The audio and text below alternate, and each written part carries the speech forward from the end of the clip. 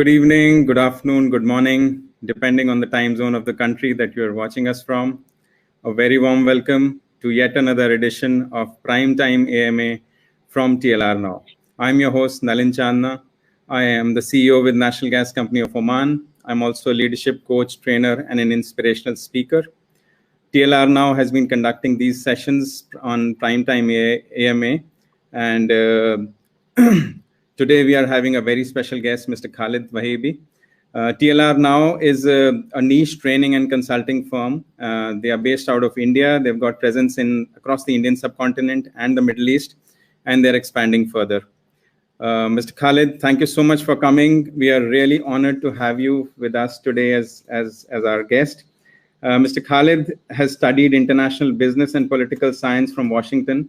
He has close to 3 decades of progressively running a renowned and well-diversified business group in Oman. He is a managing director of Assarain Group of Companies. Assarain has got interests in retail and consumer services, commercial wholesale, manufacturing, construction, and property services. The group started its operations in 1975, and over the decades, it has been in the forefront of the nation's progress, contributing to the growth of industries in Oman. Diversity and innovation have always remained the cornerstones, which has resulted in the group's phenomenal success and growth. With significant impact in every facet of the economic activity in the country, Assarain Group continues to contribute towards the ongoing resurgence in Oman. Besides successfully managing the group, Mr. Khalid also chairs a major asset financing company. He is also the vice chairman of a gas company, and he sits on the board of a major bank in the Sultanate. Mr. Khalid is an active sportsman and has avid interest in equestrian sports and photography. Welcome, sir. We are really honored to have you here today. Good afternoon, Alan. Thank you very much. Thank you for hosting me on the show, and I wish you best of luck. Thank you, sir. It's our honor. So, sir, we'll start right away. I understand that you've got very limited time. You've got a very important meeting. Unfortunately, yes. So, but we're really glad that you could still make it despite your urgent engagement that came in. We'll quickly try to take up the questions. We have the format of the program is like this. I have some questions from my side, and we've got live audience watching you over YouTube, Facebook, LinkedIn, and Twitter. And we'll have some questions coming in here. So depending on the time we have, we'll take up the questions, sir. Sure. So I'll start with just wanting to understand in terms of your progression with your education, early years of your career, and then reaching the helm of affairs today where you are. So just tell us about something. Sure. Thank you, Nalan. I graduated high school from Oman, and that was in 1988. And then I traveled to the United States, and I studied in Pacific Lutheran University in Seattle, Washington. And I had 2 degrees, one in political science, and the second was international business.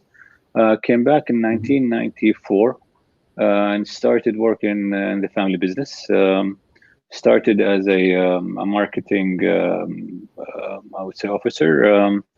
And from there, I started progressing into operations, and finally, I became the managing director of the group in probably 7-8 years back. Briefly, that's my progression in the group. Right. And I represented the group in a few other investments. I started with the Omania Financial Services back in 1996. And we were investors in the company. We were one of the promoters. I was on the board since then, and I've been the chairman now for the last 12 years, if I remember right.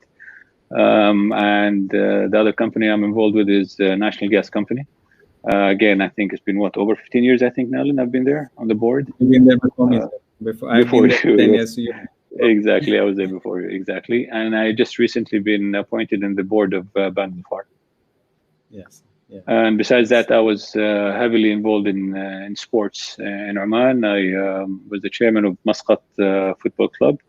And as a family, we're all actually into sports. My elder brother Salim, he's He's the chairman of the Oman Football Association. My brother Hamid was a very well-known rally driver. He competed in the World Rally Championship with some success, alhamdulillah. And my younger brother's son, actually my nephew, started racing in the Porsche GT Cup for the last 2 years. So we're involved in sports besides the business itself. Yeah, that's my progression briefly. That's absolutely awesome, sir. Absolutely awesome.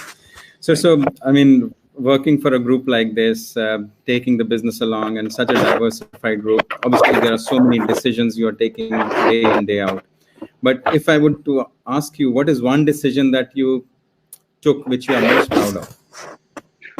Decision I was proud of. Actually, there's a lot of decisions that I was proud of, but the main one was joining the group. That was my I would say my pride. In 1994, when I came back, I was thinking of joining the Ministry of Foreign Affairs, but then I thought about it, and I said, no, let me get into the family business, and it's been one hell of a learning curve, I would say. I'm very proud of being in the family group, running the business with my brothers. Yeah, so I would say that was my I'm proud, very, very, very proud of that decision. Absolutely, must be there. Must be. The way the group has progressed in the stewardship is amazing. Thank you. So, sir, if I would reverse the question and ask you, what is one decision that you regret having taken? I would. Tough question to be honest with you, Nalan. Very tough to answer, but I don't have any regrets. Yes, I made a lot of as human beings we do make mistakes, and yes, there are some decisions that were wrong that I made. And I wouldn't say I regret them. No, I wouldn't regret any decision I took. I just learned from the mistakes that I did and move forward. If I sat there and started regretting all the decisions that I've taken, I won't be anywhere. True. Absolutely, sir. Wonderful, sir. So you are an inspiration to many people. So many people I within the country. I wouldn't say that. No, sir, I wouldn't agree with that. You definitely are. But who do you look up for inspiration, or who has been a mentor to you along in your journey? Well, I have two, to be honest with you. One is direct, and the other is indirect. I'll start with indirect. The late His Majesty Sultan Qaboos was a huge inspiration for all of the Omanis and for myself, especially. His wisdom, the way he brought the country from the dark ages, I would say, to the light. 50 years of hard work and dedication. A huge inspiration for me. The other direct inspiration would be my father. Again, he started his business. He had nothing. Started with absolutely nothing, and he progressed and started this business. And alhamdulillah, we are where we are at the moment because of those two persons, I would say, direct and indirect.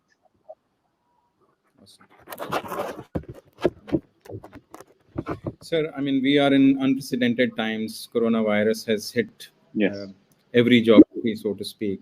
And it's tough time for all the countries, whether it is the political parties, whether it is the businesses, whether it is individuals. Everybody has been impacted. So in these unprecedented times, how do you keep your teams motivated, and how do you keep the business charged up? Because there's a lot of anxiety among us people at the moment. For sure, it's extremely tough times for everyone, for the whole world, globally or locally. But if we talk about our group, we believe that our main asset is our people, and you cannot put a value on them. To be honest with you, we are very proud to have the number of people that we have, the quality of people. So what the main thing that we need to do, or we've been doing, is ensuring them that they will not be as they think they would be. We've taken some really, I would say, progressive and forward decisions when it comes to the employees. We haven't in any way touched or thought about looking at their packages or their reduction in salaries. We left that as the last option. And I don't think that we're going to be heading towards that, to be honest with you. the more they're happy with you, the more they're happy in their work environment, they will definitely perform more and better than if they're living in fear or living in doubt about their future, about their livelihood. Their livelihood is very, very, very important to us, be it their financial livelihood or their I would say their medical or health issues. We are very, very, very aggressive when it comes to solving any issue that we have when it comes to COVID-19. Anybody getting affected, we take full care of them. Alhamdulillah, we've been B2B from our from the workers to the top management. Everybody's treated the same. We take care of them, and that keeps them motivated. To be honest with you, I mean, that's all that we could do at the moment. You know, without them, we won't be anywhere. To be honest with you. I think that's the true spirit. Actually, the employers have to behave much more responsibly, and I think that's what the companies should be doing. That's really awesome. At the same time, I'll keep requesting our audience to ask any question that they have from Mr. Khalid. There's an opportunity which we'll not get regularly. It's very difficult to catch Mr. Khalid. So I would sincerely request if audience has any questions. In the meantime, we'll just keep on chatting. So what are the key attributes for business leaders to be successful in today's times when we talk about times of crisis? You see, every leader or every person has his own way of thinking, has his own way of, and I wouldn't, you cannot criticize anybody's decision. You know, no one knows what's, we cannot judge on somebody else's decision because we don't know what he's going through. But I think people have to be honest with you, have to be optimistic. We cannot continue just complaining about COVID and saying it's going to get us or it's here or whatever the case may be. We have to deal with it. We have to adapt to it. The only way out of this is adaptation. We have to adapt to the situation itself. I see a lot of positives that we learned from this. Yes, it's been here for the last, I would say, 6 months since it started in China, but there's a lot that needs to be learned. There's a lot of mistakes that everyone did, and we just need to fix it and move forward. But we cannot sit dwelling about it without being positive. To be honest with you, we have to just adapt to it and face all these challenges. And there are solutions to everything. We just have to be calm, collected, and let's not take decisions. Cannot be taken in crisis. You know, it has to be taken in a calm way. To be honest. True. Yeah. I think mental balance is very important for the leaders. For sure. Absolutely. It's very tough, to be honest with you, to keep to stay mentally balanced. In these situations, it's very, very difficult. But we have to. There is no way around it. Some days I have really, really bad days, to be honest. And some days I'm just, I have to come out of it and move forward. And that's the only way that my people can follow. If I'm just being negative, it will trickle down to them, and negativity will control us. But we have to be positive and pull each one up. Yeah, we can only give what we have. So if we have hatred, jealousy, anger, that's what we're going to pass on to others. Absolutely. Exactly. Yeah. So we've got a question from the audience. Ansh is asking, sir, as a leader, how do you deal with a management decision backfiring? I just saw that question, to be honest with you. Yes, there will be decision that's going to backfire, but it has to be a collective decision. That's the way I work. I work in a team environment. At the end of the day, yes, the decision will fall on my table, the final decision. If it goes wrong, then I will take the blame for it. But if it's, and that's the way I work. If it goes well, then the whole team gets credit for it. Some decision will definitely backfire, but again, it's the same thing with COVID. If we sit there and say, "Oh, it backfired on me, and I can't get out of it," it's not going to happen. You will not progress. So you have to face whatever bad decision you took, or whatever decision that backfired on us, and just try to solve it and move forward. Again, positivity, that is the main thing. Absolutely. So we have to look forward. Yeah, that's right. We've got another question that it is true to manage mental balance, but financial losses for SMEs with no market support is making things tough. So I think that's a market situation that is quite tough at the moment. It is. Be it SMEs or major corporates, everyone is suffering. Everyone is suffering at the moment. Yeah. It's beyond everybody's control. Yeah. Exactly. The other one is somebody is asking, Afreen Zaman, is it feasible to travel to the Gulf regions in the coming months to explore better opportunities? Yeah, I think during the pandemic time, a lot of jobs have been lost. Exactly. It's tough. Yeah. Exactly. I It's think not at the going moment to be it's not positive. the right decision. You have to be patient and wait for things to settle and move. And I would say when things start settling and we'll know where things are going, then it'll be the right time to explore new opportunities. But at the moment, sit tight. Yeah, absolutely. 100%. So do you set specific time to cast vision to the employees? Because for a organization to progress, you need to have a great vision. So do you have specific interactions? How do you do that regular interaction exercise with your teams? Well, I have an open door policy, to be honest with you. Yes, we do meet every quarter as a whole team, and we discuss a lot of things. And I encourage ownership in them, where they own these decisions. They or ideas or suggestions, they have to own it.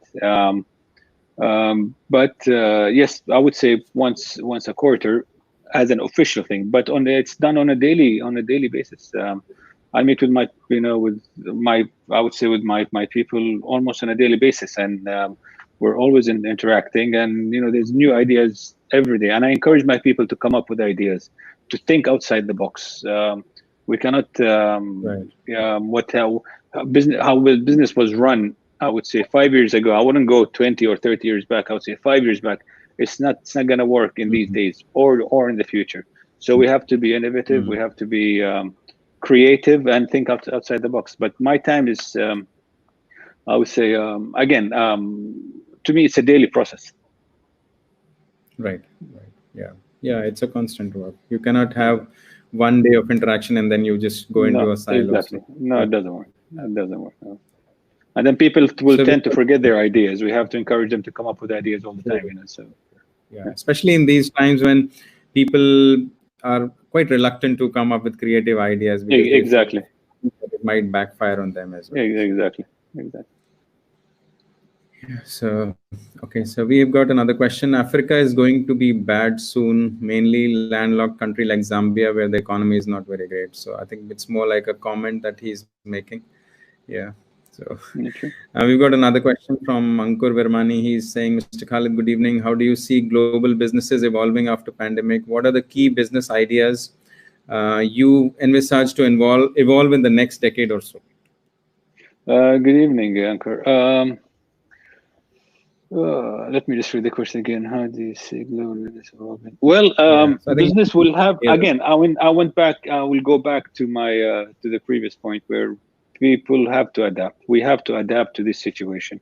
Again, we have to sit down and just see what mistakes we've done, or how I wouldn't call them mistakes. What improvements can we make on running the business after COVID, during and after? The most important thing is not during COVID. During COVID is just, I would say, survival. You have to be in survival mode. But after COVID, you have to get ready from now. How business will be run. A lot of digitalization, a lot of, I would say, just the business model will change. It's going to change in. I don't think we even touched the tip of the iceberg there. I would say focus on the youth. They have a lot of ideas that we at our age or our generation wouldn't be thinking about. They will be your customer. It's the next generation. Encourage them. Encourage your people. Encourage your to come up with ideas, with innovative. But focus on the youngsters. They have a lot of ideas. Don't shut them down. Right. And trust me, you're gonna get a lot of ideas, a lot of some great ideas that they're gonna come out of them. Yeah. Sir, coming back to this question from Zambia, he says that Zambia is a land of opportunities, but he believes that support is almost zero from the government. So I think governmental role has to be there for the country country's progress. I think that is something you would like for sure. talk For about sure, that. it's teamwork. It has to be government and the private sector have to work together. They have to Together. work as a team to get out of this situation. We cannot just sit there and say, okay, we'll leave it to the government to take the decisions, and we'll just sit back, or the other way around. It's not going to work. Both sides have to work together. It's a collective. I would say collective decision has to be made. Absolutely. The next question is from Abhinav Sethi. He's asking, good evening, Khalid sir. How to keep team spirit high as most of the businesses are deferring new projects? Oh, it's very tough, to be honest with you. It's extremely tough. But again, it doesn't mean that, okay, if there are deferred projects, you will have time to get your team together and think about new ideas, new thoughts. Just keep their minds working. Don't just sit there and just wait for things to happen. Go after things, That's the way I look at it. Free time, utilize the free time in a positive way to encourage your people to start thinking and being creative. Yeah. Basically, that's one of the main things that you could do. Absolutely. So the next question we have is more like a product or service launch. So what are the different things to look at when bringing a new product or service in the market? I mean, you've got a lot of experience in this field, sir. What are different things to look at when bringing a new product? You have to look at the market, actually. What's the need of the market itself? Yeah. For the moment, for the short term and the long term, you have to think about the long term as well. Again, things after COVID will change. The business will be run faster. Decisions will be made faster. Things will change. So you need to think about the future. What is required in your market for today and for the next few years. Being innovative, to be honest with you. Okay. So what are the key qualities besides academic qualifications that you would look for when you hire people? I would say, for me, two very important things. One is creativity, and that's thinking outside the box. And two, being able to argue with me. Simple as that. That's the way I look at it. I don't look at. Excuse me for saying this, but I don't want a yes man. It's not going to work. I want somebody to challenge me, to challenge my ideas, to challenge my thinking. That's what I look for, to be honest with you. The guy could be the best qualities out there, qualified to the max, but when it comes to getting these thoughts or ideas across, and he wouldn't sell them to me in the right way, it's not going to work. So I would rather have someone less qualified, but he can argue and sit there with me, and we could face off. Right. Sure. Right. So what do you do to ensure you continue to grow and develop as a leader? Because we are all work in progress. So what's your daily dose of development and growth? Depending on my team. Yeah, very, very simple, to be honest with you. I have to depend on my team. Yes, I do try to, but I need to get that motivation from their side as well. Get their ideas, work with them in the growth of not just my growth, their growth as well, and the group. It's at the end of the day, it's teamwork, and that's. It might be people might be saying, "What is he saying?" But this is the way I deal with things. I'm a team person. I'm a people's person. I like to work with people. I like to listen to their ideas. There's a lot of good ideas out there. If you give them the chance to explore these ideas, ownership, empowering them, and that's what gives me the motivation to move forward. And as a leader, at the end of the day, I cannot, not all of us have the capacity or the knowledge to know everything. So the way to success is knowing how to lead your people. They are the ones who will be running. They are the ones with the ideas. They are the ones with the, I would say, with the thoughts. So you need to empower them, give them the chance to go out there and explore ideas and come to you with them, and so it's at the end of the day, it's teamwork. That's the way I look at it. The other question that we have, Mr. Uday Shankar is asking, how soon do you think Oman will come out of COVID-19? I don't have a crystal ball, to be honest with you, but I'm hoping soon. I'm really, really hoping soon. I think we are reaching the peak. And the government is doing an excellent job in trying to contain this virus and containing the spread of it. So we just have to go through the cycle. It's a cycle that every country goes through. Some countries already passed it and they're coming out of it. And inshallah, soon we will come out of it. I would say another couple of months till we start seeing. But that's from a medical point of view. When it comes to the economic side, it's going to take another couple of years. It takes time to revive. It will take time.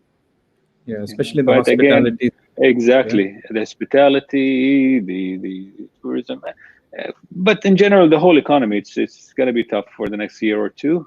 We have to be ready for it. We have to, again, sit tight and just ride the wave, and have the belief that we can come out of it, inshallah. But the COVID-19 itself, I think, by the end of the year, hopefully. There's a lot of good news about the vaccine and all that. So hopefully by the end of the, inshallah, after 1 year, we're going to look back at this and we're going to say, well, we went through this. It's going to be written in our history, all of us. Yeah. 2020 would be definitely a year. Exactly. For our generation. Exactly.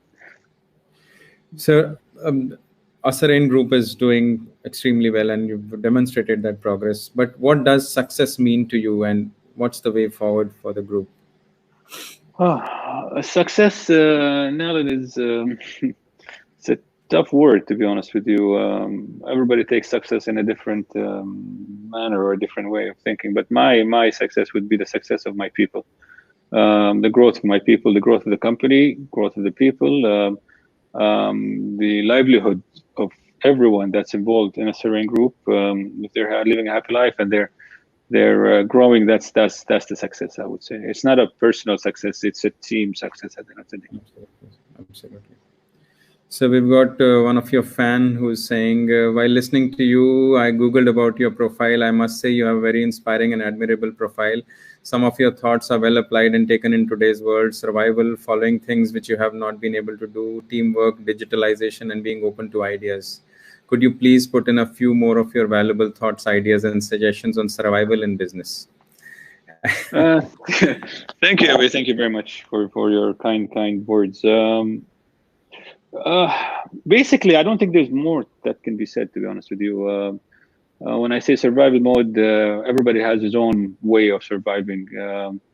Being positive, that's very, very, very important. Again, you cannot live in a negative world. You can't. You have to know that today we're going through COVID. God knows what's going to happen in the next 5 years, 10 years. There might be another pandemic out there or whatever it is. If we don't learn from this pandemic, I think in the last, before COVID-19, we took a lot of things for granted, And we learned, through COVID, personally, I learned a lot of things. Being humble is very, very, very important. Being positive is extremely, extremely important. And yes, organizing your time to think about new ideas, about new ways of surviving, and beyond survival, growth after COVID-19. But I would say what I would definitely, being positive is the way forward, and being cautious as well. True. Absolutely. The next question we have from Atulya Sharma: how can companies deliver better outcomes and avoid crisis paralysis in these extraordinary times? How can they deliver better? Actually, I think I would take a step back and say, learning from what happened during COVID. You really need to sit there and digest it, and you really have to sit there and trickle down to every decision that you've been taken. Did it work? If things worked through during COVID, that means you're brilliant. You did a great job. If you can survive COVID, you can survive anything. So I think what we need to do is we need to get back to the roots, see what decisions that we took that did not work during COVID, and then fix them and move forward. That will get you a long way. It will take you a long way for sure. Right. Awesome. Mr. Khalid, I'm conscious of your time, and I understand that you have to rush for another meeting, but really thankful for you to have come on our platform and address the audience. It was really, really great having you. Thank you very much. Thank you for the opportunity to be here. I would like to thank everybody who joined. With my, I would say, short experience in life and business, I hope that it puts a positive thoughts in people here who followed us. And I wish I had more time to be available for you guys, but definitely for sure in the future, yes, we can. Yeah, we'd love to have you again, sir, because you've just it's been just an appetizer. We want the food really more. So anytime, Nalan, anytime. And I'd like to apologize again for the short time, but during COVID-19, there's a lot of things that needs to be done, and it's a non-stop. It's a non-stop process, to be honest with you. Be a weekend or non-weekend, we have to be there. Absolutely. Sure, sir. Thank you very much. Thank you. Thank you, Nalan. Thank you very much. Appreciate it. Thank you. Take care. Thank you. Bye-bye.